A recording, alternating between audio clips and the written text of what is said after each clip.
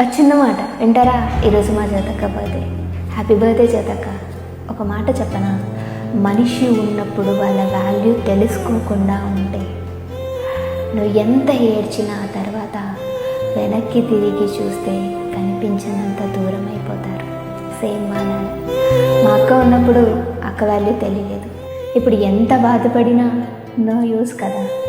అందుకే అంటారు, మనిషి ఉన్నప్పుడు వాళ్ళతో టైం స్పెండ్ చేయండి, నీకు కావాల్సిన బోల్డ్ అని మెమరీస్ని క్రియేట్ చేసుకోండి అని.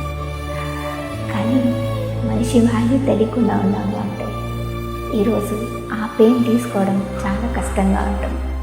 ఎందుకంటే గుర్తుపెట్టుకో, కాలం ఎప్పుడు తిరిగి రాదు. అలాగే ఒక్కసారి నిన్ను వదిలి వెళ్ళిపోయిన మనిషి కూడా మళ్ళీ తిరిగి రారు. వాళ్ళతో ఉన్నప్పుడే హ్యాపీగా టైం స్పెండ్ చేయండి. అది అమ్మ అయినా, అక్క అయినా, చెల్లెని, ఎవరైనా సరే బాధ పెట్టకండి.